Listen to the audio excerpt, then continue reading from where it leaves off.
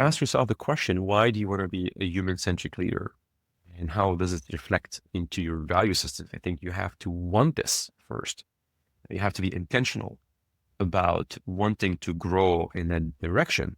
The world has a way of teaching you lessons. Like when you approach building a company with a belief that is a wrong belief, that belief will get beat out of you one way or another. Like if you approach building a company thinking culture doesn't matter, I promise you, in 5 years, you will know that culture matters. In my experience, the concept of rest and recovery is not that familiar for many people. I think it wasn't familiar for most of my life.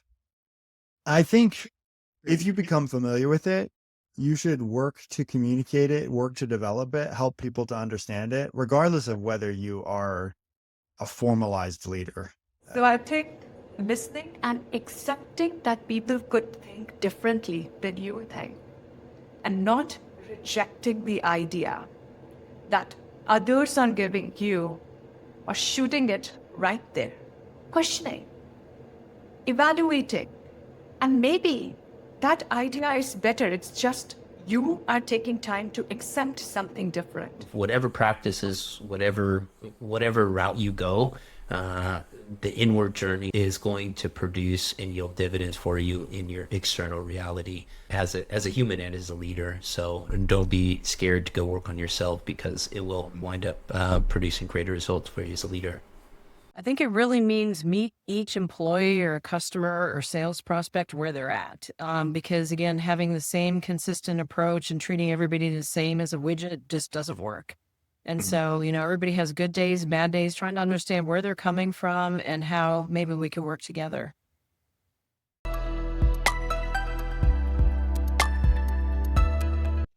You want to create an environment where people feel trusted and they feel they can trust their leaders.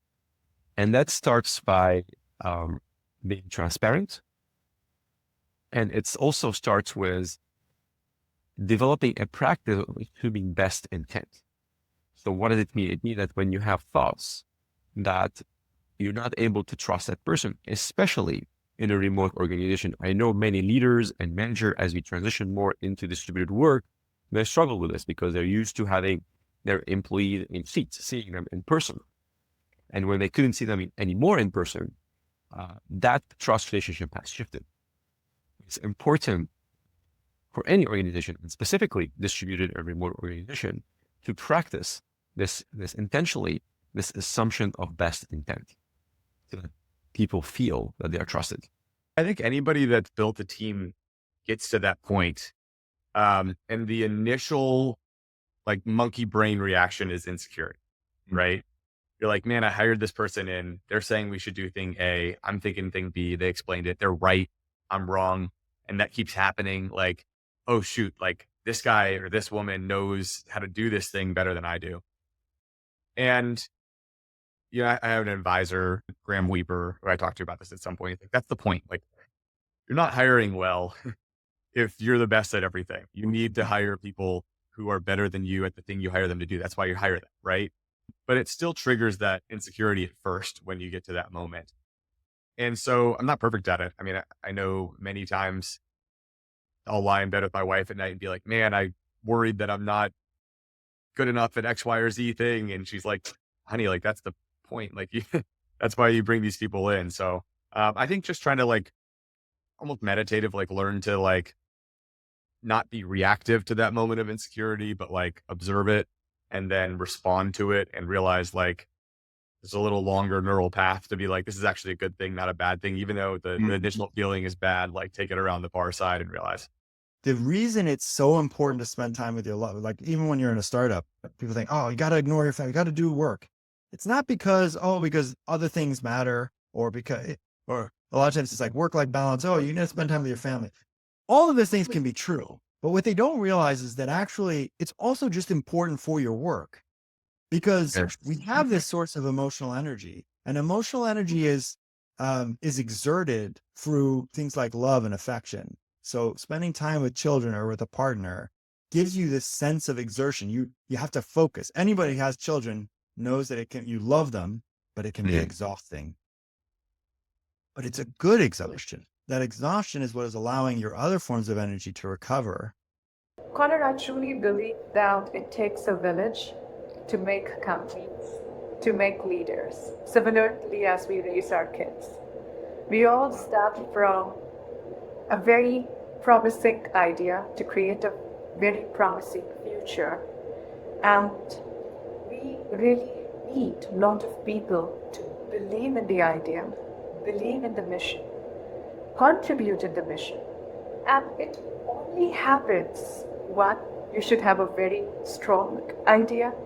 Second, you should have a lot of community around you that trust you, that trust your mission, that have shared goals. And third, we need to be transparent, because ideas fails, mission fails, and we should be able to bounce back and get back to our mission for shared goals. I think the biggest thing is just talking to them as people and not trying to talk to them as with kind of a social hierarchy in mind. I think if you're operating in a non-consensual way, there are times where you have to just step in and like make decisions. The metaphor I think of is I'm the captain on a ship, and think of the age of discovery when the first ships were sailing around the globe, right? Like we've all agreed to be on this boat together, and the laws of physics are dictating, the activity on the boat and how we're sailing and all of that. And I'm the captain, but I'm fully reliant on everybody that's in the ship with me. And for the most part, I want everybody to understand the rules of engagement for their particular role on the ship and to be executing. And I'm going to be saying, hey, we need to go this direction, we need to go that direction. But for the most part, it's on each of them to do their respective roles to make the ship function. There are certain times, though, where the storm comes up and you got to batten down the hatches, and the captain goes into overdrive and starts shouting orders, and everybody starts to listen and just have to do what they have to do. And you have to be willing to take that level of executive authority at the right time. But I believe as a leader that it is inappropriate to be in that mode all the time. You need to know when it is a survival situation or a critical time and time to start throwing elbows and telling everybody what to do. But for the most part, if you're not giving people consensual opportunity to make decisions and have buy-in with the decisions for their particular role, you're just going to breed resentment in your organization, and they're eventually either going to look for the exits or mutiny on you. So, treat people with respect and let them do their jobs. And then if a storm does come up, explain why the storm's there and what needs to be done to get out of it, and take the reign. And people will respect if you've given the slack the rest of the time to do their jobs and to get the buy-in. They will respect when you have to come seize the helm and say, nope, this is what we got to do right now. And one of my development areas is to know, okay, there are certain situations when you just got to, like in the case of a burning building, yell, get out. So you do need to be directive. It's not like, hey, I'm thinking like maybe you should make your way towards the stairwell, so looking at things situationally and going, where is the business situation where I do just need to be directive and kind of set the expectations, and we got to, as a team, salute and run forward. And which of these are opportunities for growth where I go, you know what, I'm going to let them take the ball and I'm going to take a back seat and I'm going to coach them through it. And they may not do it exactly the way I would do it, but you know what? They got to a decent result and we learned from it. And they now have done something they've never done before.